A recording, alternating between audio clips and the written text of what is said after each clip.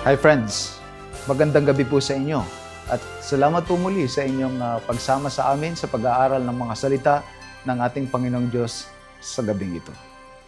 Isang bagay ang tiyak sa bawat tao kung hindi siya aabutan, kung hindi niya aabutin in his or her lifetime, ang second coming ng ating Panginoong Jesucristo ay ang kamatayan.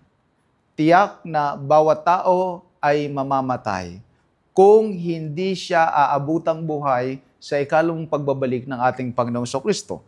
Sinasabi ko po iyon sapagkat sa pagbalik ng ating Panginoong Jesucristo, meron din siyang maaabutan ng mga buhay at hindi na magdaranas ng kanilang kamatayan sapagkat sila po ay dadalhin ng kasama ng ating Panginoong Jesucristo sa mga alapap ng langit sangayon sa 1 Tesalonica 4, talatang 17. Kung gayon tayo na mga hindi nalalaman ang ating kinabukasan, ang itatagal ng ating mga buhay, tayo ay kinakailangang maghanda sa ating kamatayan.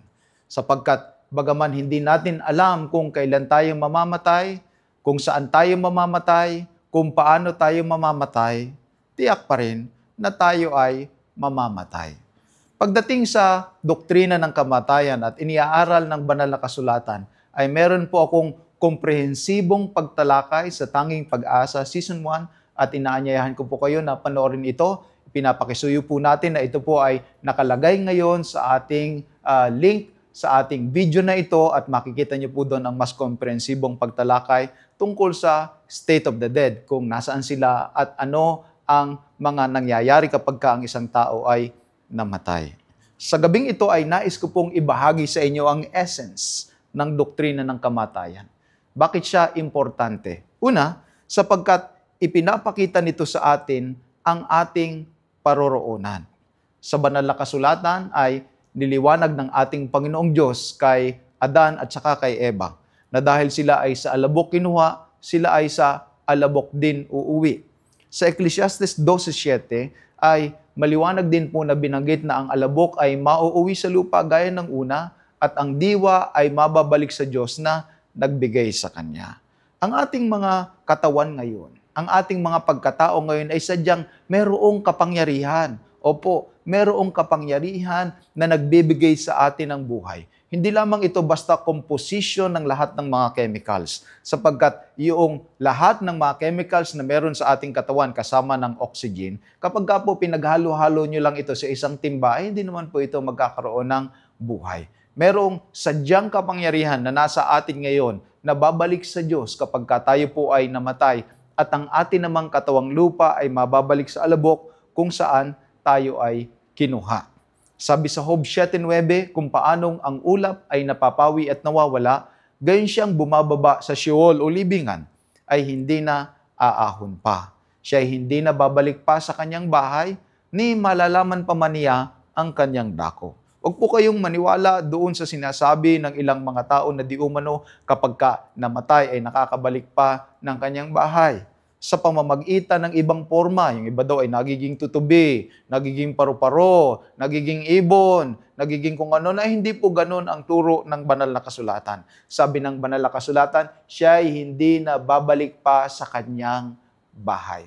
Pagka ho nakabalik pa sa kanyang bahay, buhay pa ho iyon, hindi pa ho iyon patay. Sabi sa Job 14:12, gayon ang tao ay nabubuwal at hindi na bumabangon hanggang sa ang langit ay mawala. Sila'y hindi magsisibangon ni mga gigising man sa kanilang pagkakatulog. At ito po ay maliwanag sa isipan ng mga taong nasa banal na kasulatan. Ang Apostol Pedro, nang siya po ay nangangaral sa Gawa 2:29, mga kapatid, ang sabi niya, malayang masasabi ko sa inyo ang tungkol sa patriarkang si David, na siya'y namatay at inilibing, at nasa atin ang kanyang libingan hanggang sa araw na ito, sapagkat hindi umakyat si David sa mga langit. Hinihintay po nila ang isang bagay na hinihintay ng lahat ng mga nakakaunawa sa salita ng ating Panginoong Diyos sa banal na kasulatan at sang-ayon sa kanyang mga pangako. Ito ang pagkabuhay na maguli.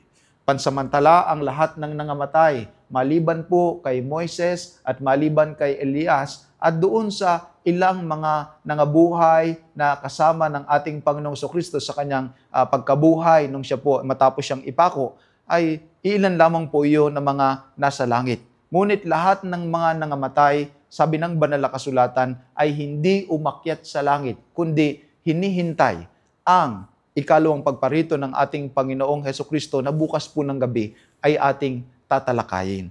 Ang kanyang pagbabalik ay maghuhudyat ng pagkabuhay na maguli ng mga nagsisipaghintay sa kanya.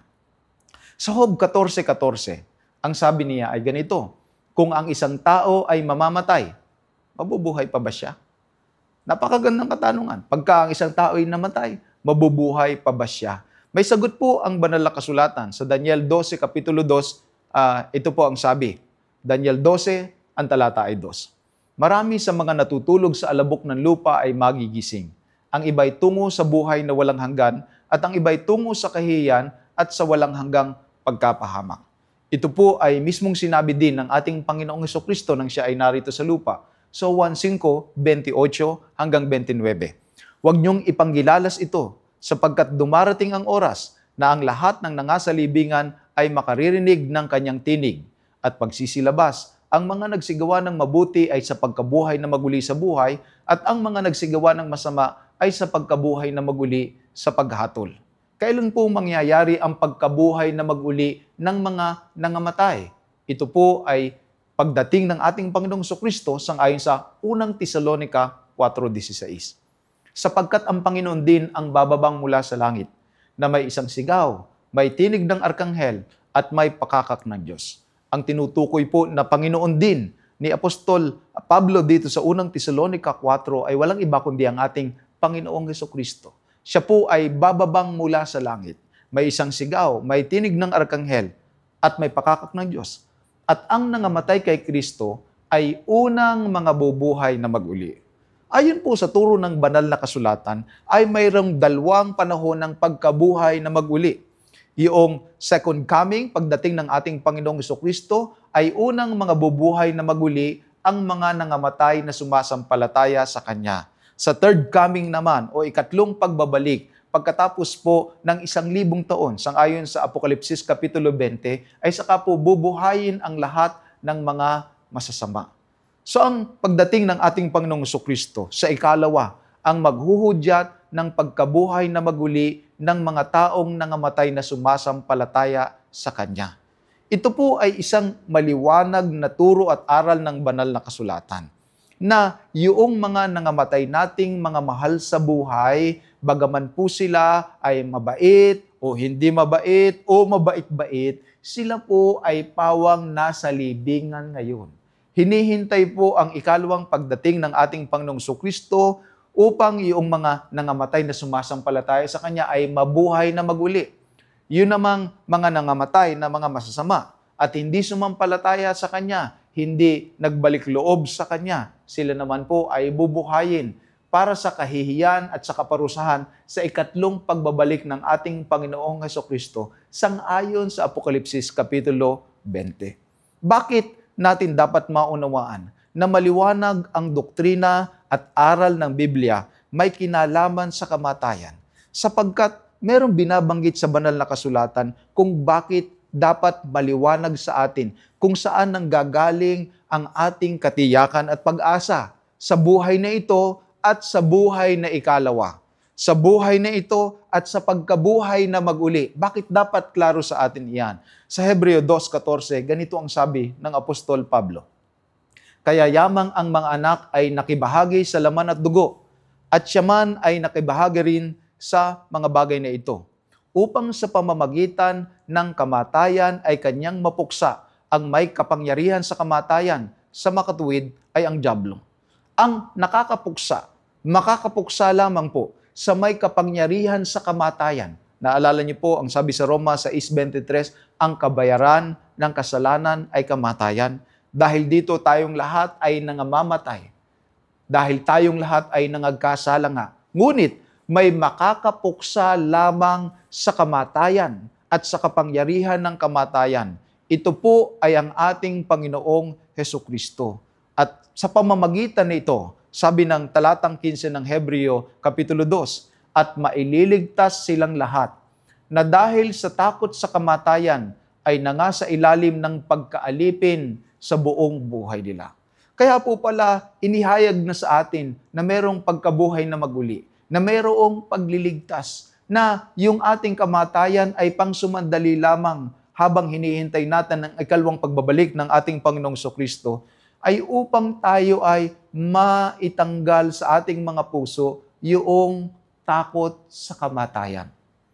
Ewan ko po, sadyang nakakatakot ang kamatayan.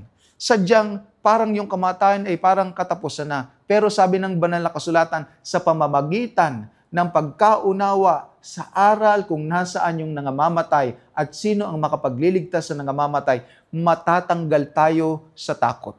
Sapagkat merong may kakayanan na lamunin, sakmalin ang kamatayan at bigyan tayo ng buhay na walang hanggan. Walang iba po ang ating Panginoong Hesukristo. Sa Apokalipsis 1:17 at 18, ang sabi niya ay ganito, huwag kang matakot.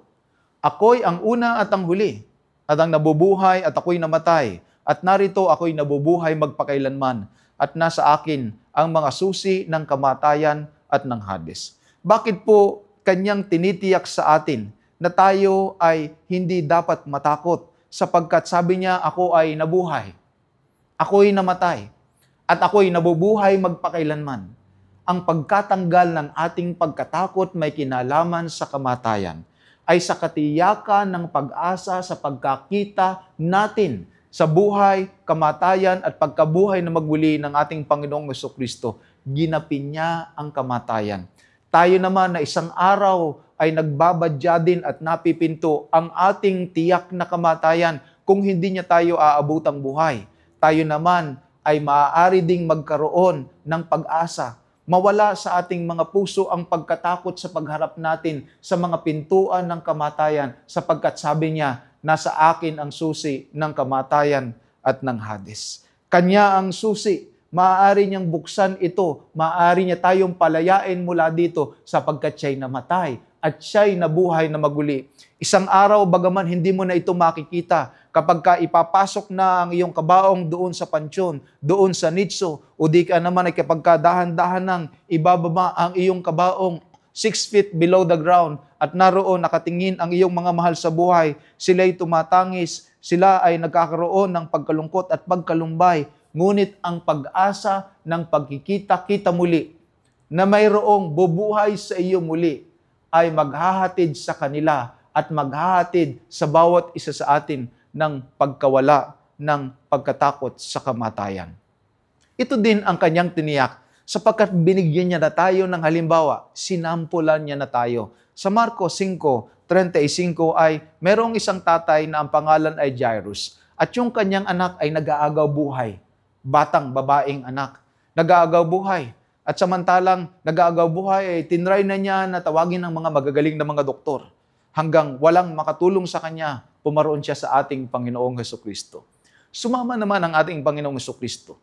Ngunit dahil maraming mga tao na nagka-crowd sa ating Panginoong Hesukristo, ay medyo mabagal ang kanyang paglalakad.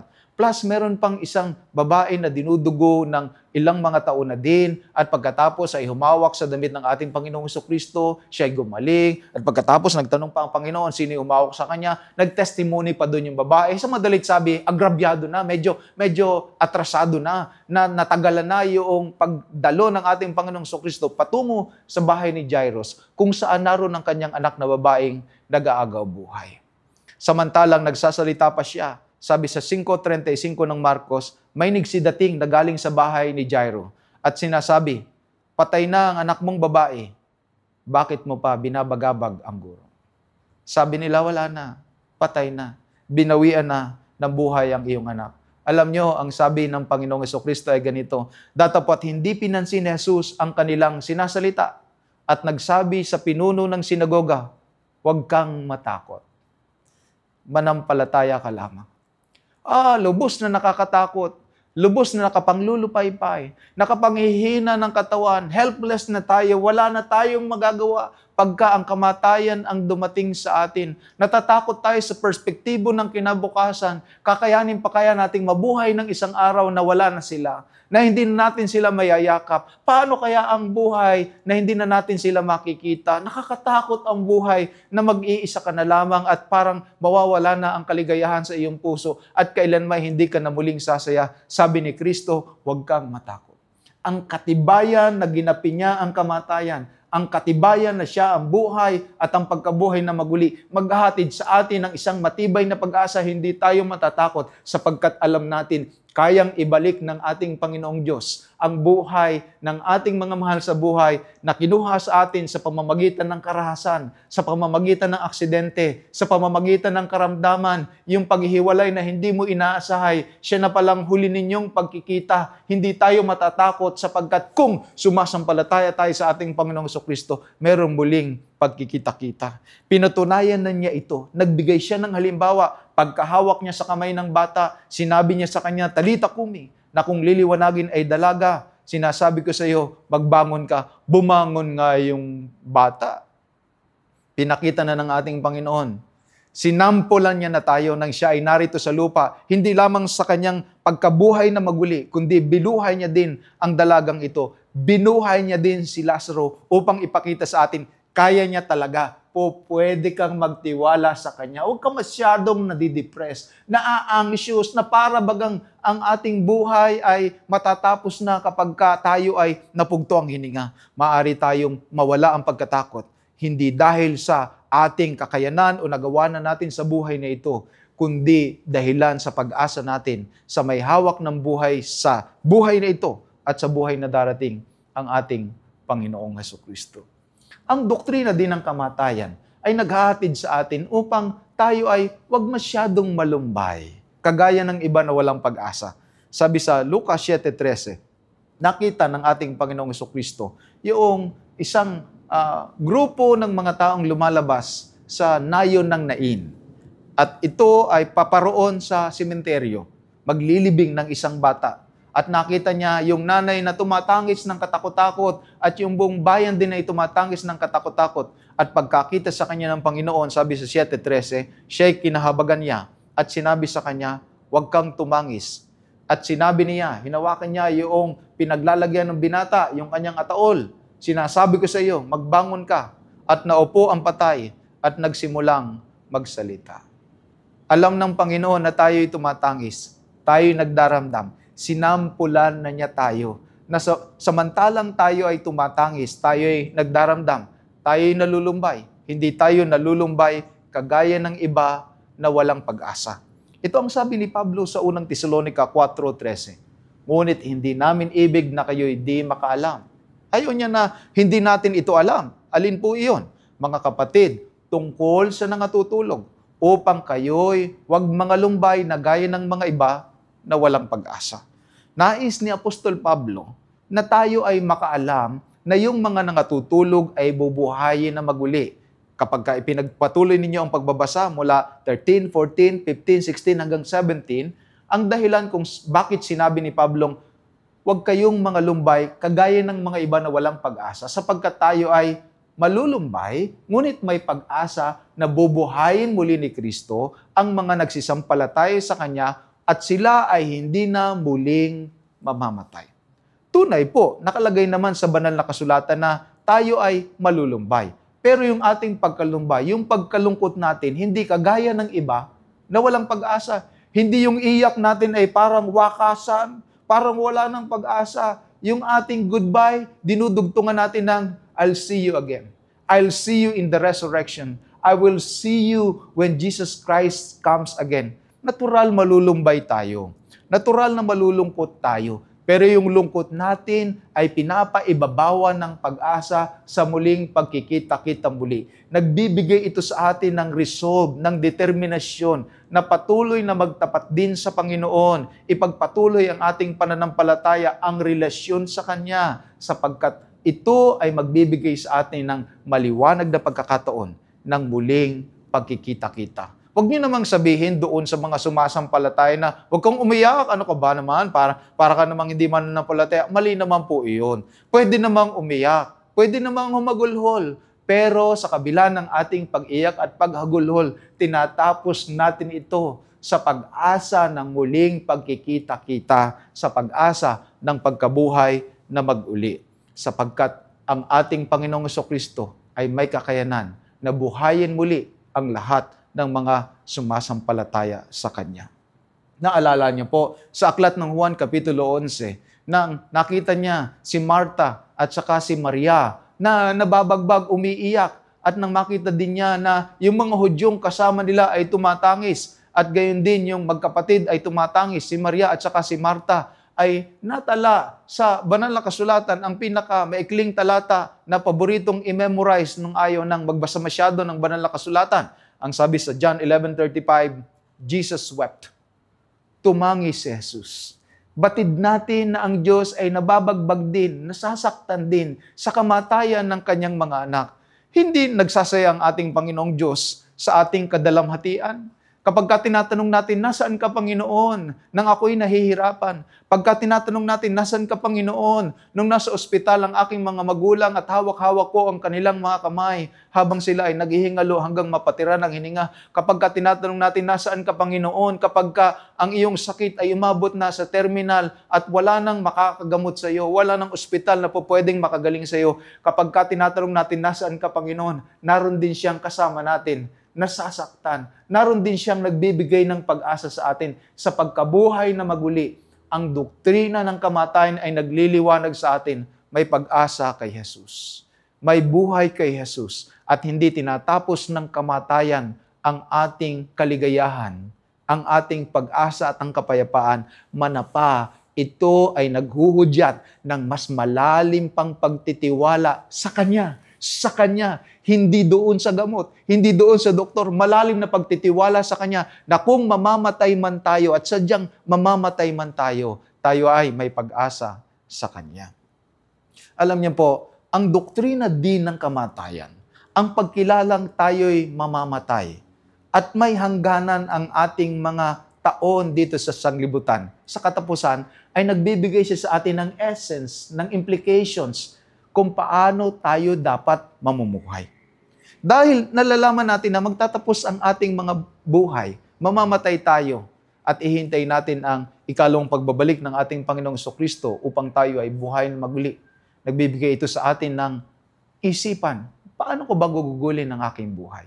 Sa Ecclesiastes 9 ay madalas pong binabanggit o binabasa yung talatang 6 patuloy hanggang 7, may kinalaman sa kalagayan ng mga nangangamatay. Wala na silang nalalamang anumang bagay, pero sa konteksto po ng kaalaman ng pagkakilalang tayo'y mamamatay, sa doktrina ng kamatayan ay inihati din sa atin paano tayo mabubuhay. Sa 9:7, yung sumunod po sa talatang 6, kung saan sinasabi na wala nang nalalamang anumang bagay ang mga patay, ito po ang sabi, yumaon ka ng iyong lakad dahil po mamamatay. Yumaon ka ng iyong lakad habang buhay ka pa. Kumain ka ng iyong tinapay na may kagalakan. Dahil nalalaman natin na tayo'y mamamatay din naman. Ang sabi ng banal na kasulatan, yumaon ka ng iyong lakad, kumain ka ng iyong tinapay na may kagalakan. Pagkakain naman tayo, ang sabi niya, habang buhay ka, kumain kang masaya. Huwag naman yung lagi kayong kumakain, malungkot kayo. Kumakain kayo, doon yung papagalitan ninyo anak. Sa harap ng hapagkainan sa mesa, ayaw na nilang kumain kasi doon kayo mag-aaway, doon nyo hahanapin yung mali, doon nyo pagagalitan ng inyong anak, doon nyo i-confront ang inyong asawa. Sabi ng banal na kasulatan, habang nabubuhay tayo, sa konteksto, sa 9:6, na tayo'y mamamatay, kumain ka ng iyong tinapay na may kagalakan. Tuwing nakakakain ho tayo, kumain tayo ng masaya. Gawin nating happy moment ang panahon ng pagkain. Huwag kayo laging katatrabaho ninyo, nagmamadali lagi kayo na kumakain kayo, yung mga kinakain nyo din kung ano-ano na lamang sapagkat puro trabaho ang iniisip, nagraras kayo, mga unhealthy na ang inyong kinakain. And for what? Kaya nga tayo nabubuhay para makakain din tayo ng mahusay. Sabi yan sa aklat ng Ecclesiastes, knowing that our life are limited, enjoy the food. Nguyain nyo ng maganda. Magpakasaya kayo doon. I-enjoy nyo. Gawin nyo ang happy moments and memorable ang bawat panahon ng pagkain habang tayo'y nabubuhay. Sapagkat isang araw, kapag ka marami ka ng pera, pero may sakit ka na, di ka na din makakain ng maganda, ano? Pag nasa ospital ka na, suhero na lang, dextrose na lang ilalagay sa iyo. Kahit dalhan ka pa nila ng malalaking mga saging, malalaking mga apple, malalaking mga oranges, ang kakain na lang noon yung bantay. Hindi ka na makakakain. Habang meron daw tayong perspective na tayo mamamatay, kainin natin ang ating tinapay na may kagalakan. Huwag kayong tipid ng tipid, tipid ng tipid. Iisipin nyo, saka ko kakainin, saka ko bibili ng maganda na pagkain kapag ka nakaipon na ako. Malay mo, bukas patay ka na. Nasaan na yung mga tinipid mo? Iba na kakain noon. Habang meron tayong pagkakataon, kumain tayo ng tinapay na mayroong kagalakan. Pangalawa, ang sabi sa talatang 8, tungkol pa rin sa kaisipan na tayo'y mamamatay. Ito daw ang gagawin natin habang tayo nabubuhay. Maging maputing lagi ang iyong mga suot at huwag magkulang ng ungkwento ang inyong mga ulo. Bukod doon sa pagpapayo ni Haring Solomon na tayo dapat ay kumain ng may kagalakan, ng kasiyahan, na enjoy natin ang ating pagkain. Maging maputi daw lagi ang ating mga suot. Hindi naman ibig sabihin talaga niyan, literally, na yung ating mga damit palagi na lang nakaputi. Sa kanyang kapanahunan kasi, yung puting damit ay parang special na damit. Ito yung ginagamit sa mga okasyon. Nagsisimbolo ito ng purity, ng kagandahan, ng peace, ng happiness. Ang ibig lamang sabihin, yung ating damit araw-araw, wag naman yung palaging mukha na lang tayong losyang. Lalo na po sa ating mga minamahal na mga kapatid na mga babae.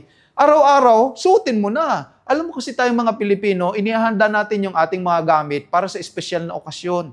Yung mga tasa, yung mga plato, yung mga kumot, yung mga bedsheet. Naku, meron silang mga tukador kung saan nakalagay lang yun. Bawal galawin, bawal suotin.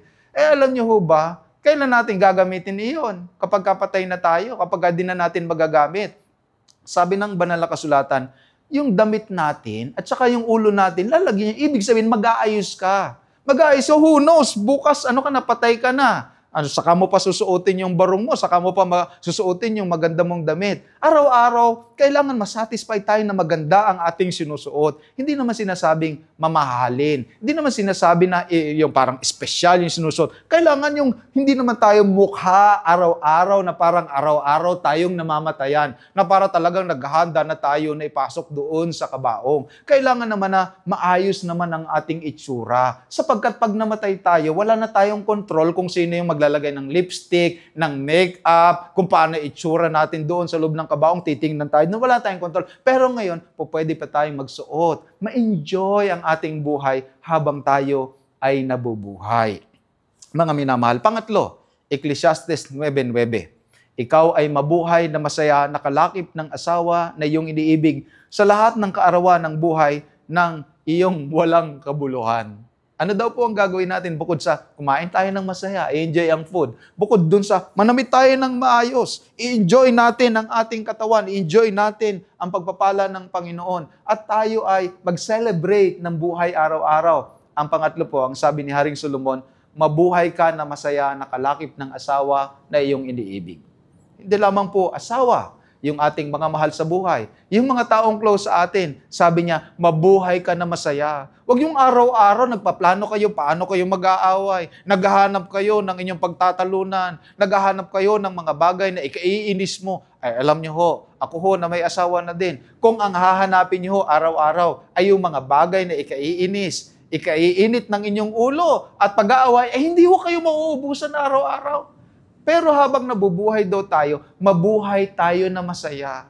Maging pasimula ho tayo ng kaligayahan. I-enjoy natin ang kanilang presence. Enjoy natin ang presence ng ating mga magulang, ng ating mga kapatid. Sapagkat isang araw, mawawala ho sila. Mawawalan ho tayo ng pagkakataon na ma-celebrate ang kanilang mga buhay. Habang buhay po sila, make sure na hawakan natin sila ng mahigpit. Yakapin natin sila ng mahigpit. Sabihin natin sa kanilang mga tenga na sila'y ating minamahal at nagpapasalamat tayong narito pa sila sapagkat isang araw hindi mo na po pwedeng isigaw ito sa kabaong, hindi mo na po pwedeng isigaw sa ritso, hindi na nila maririnig. Dapat i-celebrate natin ang kanilang mga buhay. Huwag yung patay na, sa kanya sabihin, the celebration of the life of my father, the celebration of the life of my mother, a celebration of the life of my brother, so and so. Ikaw na lang yung nagse-celebrate, siya hindi na makaselebrate. Habang buhay pa siya, i-celebrate mo na. Yan ang sabi ng banal na kasulatan. pahalagahan ang buhay ng bawat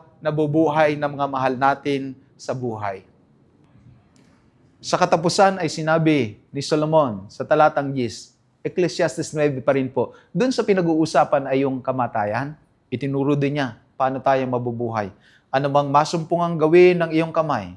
Gawin mo ng iyong kapangyarihan, sapagkat walang gawa ni kathaman, ni kaalaman man, ni karunungan man sa Sheol na iyong pinaparoonan. On the way daw tayo, dahan-dahan, on the way daw tayo sa libingan. Kaya, dahil on the way tayo sa libingan, sa Sheol na ating paroroonan, ano daw mang masumpungan ng ating kamay, gagawin natin ng buong kalakasan. Kung kakanta ka, gandahan mo, i-prepare mo ng mabuti. Kung magna-nurse ka, hayaan mong ikaw ang pinakamabuti doon. Gawin mo ng pinakamaayos. Kung ikaw ay doktor, kung ikaw ay engineer, kung ikaw ay mangangaral, kung ikaw ay guard, ayusin mo ang iyong uniforme ng maayos. Kung ikaw ay nasa F&B, ngumiti ka ng mabuti, magsilbi ka ng mabuti, mag-smile ka, gawin mo ng pinaka-mainam ang iyong ginagawa. Huwag natin gagawin na parang lousy, ganyan, parang hindi naman tayo naka-apekto doon sa ating ginawa. Gawin natin ng pinaka-mainam dahil ano daw po ang sabi ng banal na kasulatan. Pag namatay ka na, wala ka na magagawa. Wala na.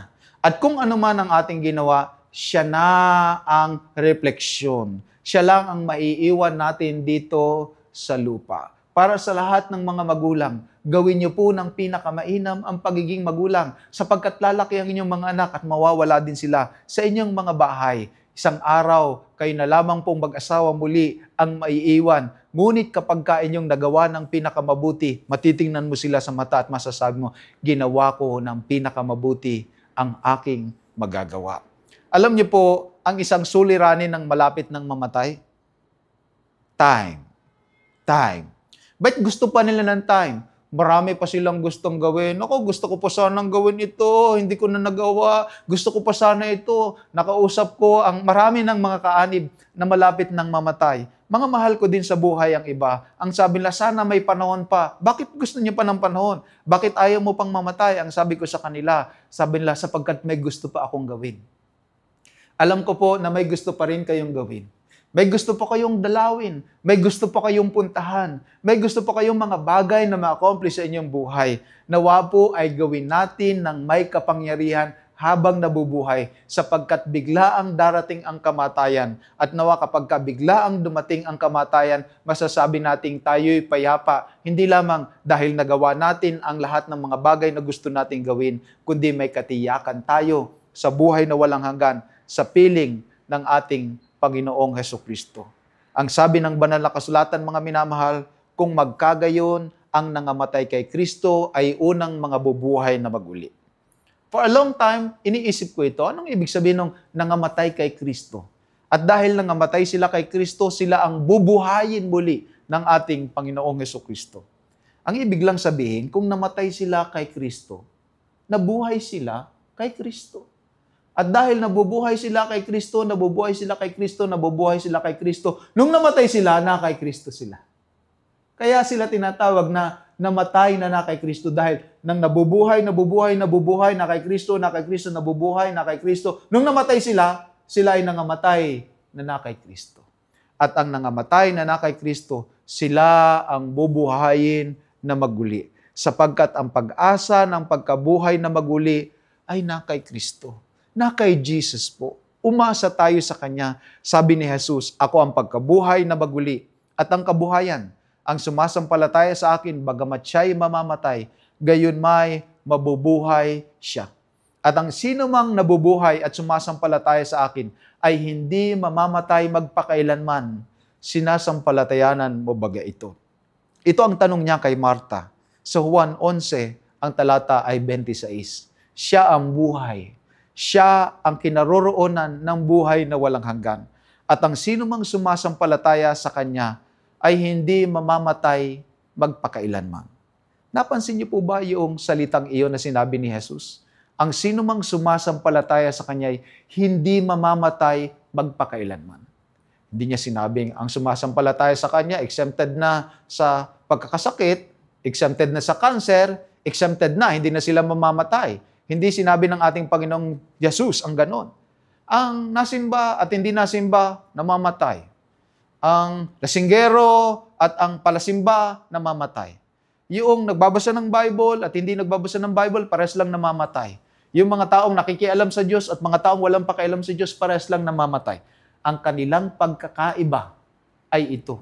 Bagaman sila ay mamamatay, yung sumasampalataya sa ating Panginoong Hesukristo, hindi mamamatay magpakailanman. Hindi forever ang kanilang kamatayan, kundi merong pagkabuhay na maguli na hinihintay. Ito ang sabi niya sa unang Juan 5:11 at 12. Ito ang patotoo na tayo'y binigyan ng Diyos ng buhay na walang hanggan at ang buhay na ito'y nasa kanyang anak. Ang kinaroroonan ng anak ay kinaroroonan ng buhay. Ang hindi kinaroroonan ng anak ng Diyos ay hindi kinaroroonan ng buhay. Ngayon pa lamang ay maaari na tayong magkaroon ng katiyakan, ng pag-asa sa buhay na walang hanggan kapag tinanggap natin si Jesus. Sinampalatayanan natin si Jesus.